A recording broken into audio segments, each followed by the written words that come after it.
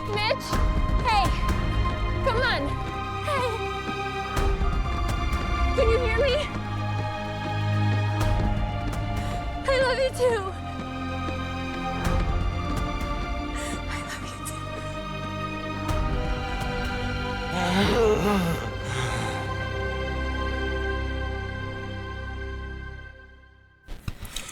What up, y'all? This your boy Ace here, and welcome to Afternoons Delight. Let's talk about this, man. Pretty good episode of Med, really strong episode. We had like a mini crossover with Mouch from Chicago Fire in here, and like I said, really strong episode, man. Ripley was trying to rescue this mother and daughter young daughter who was stuck down in this abandoned water hole. And I went over in the first video how it happened. I'm not going to reiterate it here because I do want to talk about, I want to give my opinion on a couple of things here. But yeah, so he was stuck down there because he had to try to amputate the mother's leg because she had lost circulation. So he had to cut it off.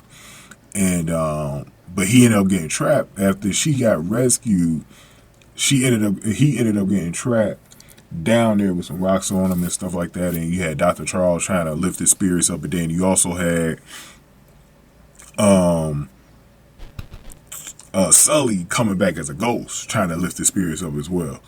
And it seemed to work. They got Ripley out of there before any more damage was done, and he wasn't conscious though, which is the bad thing though. So they brought him up on a stretcher. They laid him down when he got back to the grounds. And it looked like for a while there that we might have lost Ripley. Like, I was like, oh, snap. Please don't tell me. Because this is the one bad thing about Med. Med's having a great season. I think it's the best season they've had. But one of the worst things about Med, if you've been keeping up with this show, is that they cannot keep doctors for the life of them. At least for more than like 2 or 3 seasons. This is Ripley's second season, I believe. And I'm like, man, he better not be gone, bro. I just got used to Ripley, last year. And it's like, come on now. Like, don't kill this dude off, man. But Hannah comes and he awakens when Hannah comes. Now, let's get to my opinions on this shit. Because I got to tell y'all, that was so corny the way they did the ending, bro. So Hannah comes, his ass waking up, and that's the way the episode ends.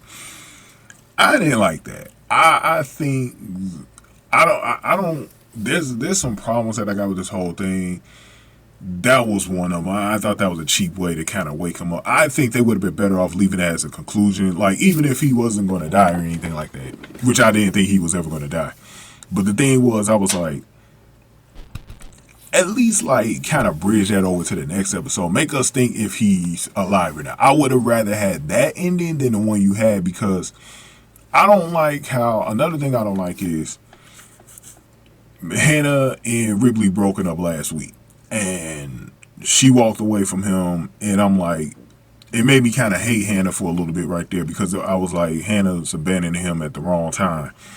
And Will didn't do that to him, and when Will was do that to her, and when she was on her addiction thing, and I was like, that's just not right, and I just don't think those two are right for each other. I actually think she's a source of his problems as well.